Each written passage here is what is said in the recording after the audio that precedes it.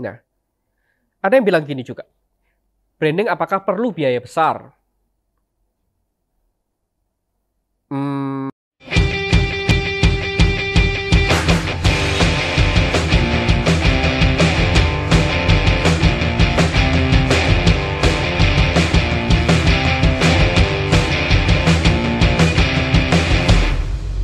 Mari kita mulai.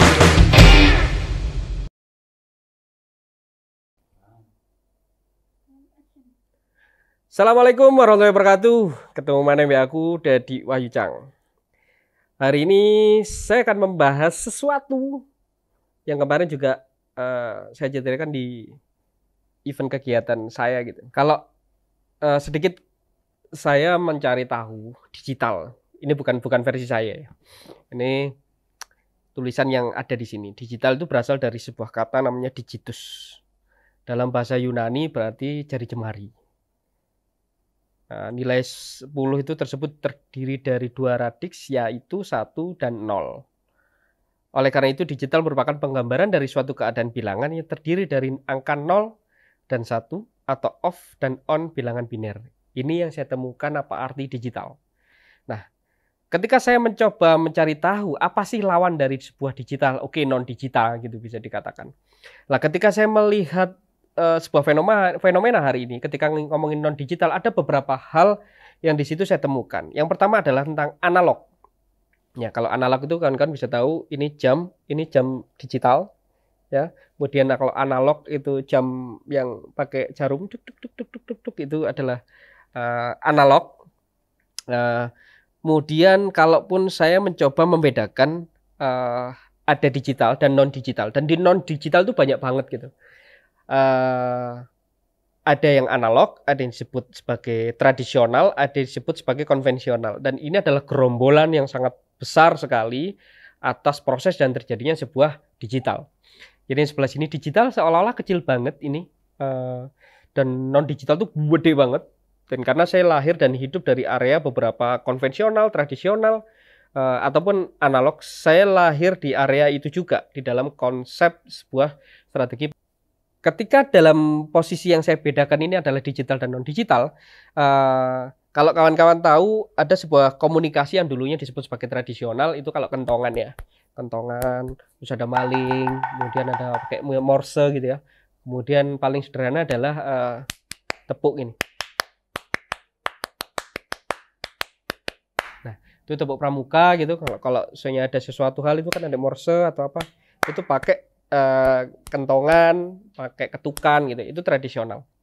Nah, ketika konvensional, ada alat komunikasi konvensional yang dulu cukup banyak diminati karena banyak yang antri, karena ketika kita telepon pacar gitu ya, semua nggak punya handphone, itu adalah di wartel gitu. Dan wartel itu menggunakan sebuah alat komunikasi yang saya sebut hari ini adalah konvensional. Ya, ada yang menyebut memang itu juga bagian dari analog karena juga bagian dari gelombang ya. Itu konvensional. Nah, ketika kita ngomongin branding, ada sebuah analogi juga yang saya cari juga, ini dari pakar marketing, pakar ekonomi, dan semua orang pasti tahu, bukunya cukup oke. Ini branding adalah segala usaha yang dilakukan oleh sebuah bisnis untuk membangun mereknya. Ini menurut Kotler, Philip Kotler tahun 2009. Branding merupakan nama, istilah, tanda, simbol, rancangan, atau kombinasi dari semuanya yang dimaksudkan untuk mengidentifikasi barang atau jasa atau kelompok penjual dengan membedakan dari barang atau jasa pesaing. Ini menurut Philip Kotler. Ini pakar banget. Pasti kalau orang-orang ekonomi juga belajar tentang itu gitu. Nah, oke, saya coba geser lagi pemahaman tentang advertising. Nah, advertising itu ada yang menyebut juga, saya mencari di Google juga, iklan atau dalam bahasa Indonesia formalnya yaitu pariwara, adalah segala sesuatu, bentuk, pesan, promosi, benda seperti barang, jasa, produk, jadi, dan ide yang disampaikan melalui media dengan biaya sponsor dan ditunjukkan kepada sebagian besar masyarakat. Ini yang ada di internet. Nah, kalaupun saya gambarkan, ini digital, ini handphone gitu ya. Kemudian yang sebelah sini analog, TV, kemudian ada kentongan, ada telepon. Nah, ini saya pikir kawan-kawan bisa membedakan. Saya membedakan antara digital dan non-digital. Karena hari ini saya akan berbicara tentang digital branding. Ya, kita akan berbicara tentang bilangan ini tadi, digital. Nah, kalaupun ngomongin digital, sebelah kiri datanya akurat, men. Yang ini kurang akurat. Kok bisa? Ini semua kita tahu, kita mau masang iklan ya di digital ini, kita tahu targetnya siapa, kemudian yang nonton berapa orang, itu kemudian hasil dari iklan itu berapa orang. Ini diukur banget. Bisa banget karena ini digital. Bilangan, ada angka dan data di sana. Tapi ketika kita ngomongin analog hari ini, atau ngomong konvensional hari ini, atau ngomongin tradisional hari ini, ada banyak hal contoh promosi nih ketika kita ngomongin spanduk. Berapa orang yang melihat spanduk kita hari ini? Berapa orang yang memasang billboard hari ini, dan berapa orang yang melihat billboard ini? Ya walaupun saya sekarang lagi tetap mencoba membuat sebuah alat mendeteksi bagaimana billboard ini bisa dilihat melalui sebuah target CCTV gitu, kemudian ada ukuran semacam kayak sensor retina berapa orang melihat, itu masih dalam wacana dan tester, dan saya mencari tahu orang-orang hebat ini masih saya cari gitu, supaya ada kawan-kawan yang tetap melakukan kegiatan offline itu punya ukuran yang data akurat. Nah, kalau digital itu semua bisa tersimpan gitu. Jadi kayak ya contohnya adalah ketika kita ngomongin filing gitu ya. Filing itu semua di data website gitu ya.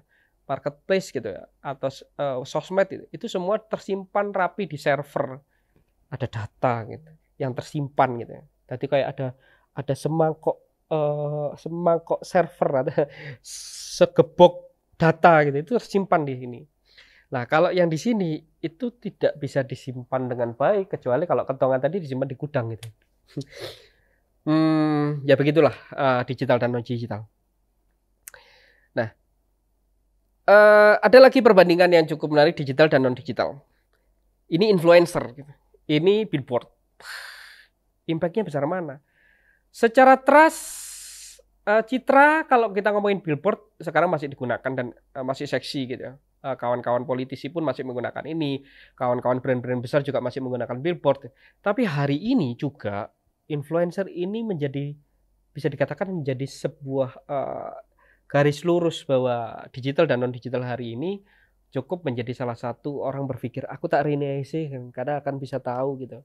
Ketika hari ini kita ngomongin Deddy Corbuzier, berapa orang yang melihat YouTube podcastnya dia, ketika sini ada billboard, berapa orang yang nonton billboard ini dengan kawasan ini. Rasanya ya, apakah apple to apple? No, bukan apple to apple, tapi ini tetap menjadi satu kesatuan gitu loh, bahwa kegiatan digital dan non digital tetap harus bisa disinkronize.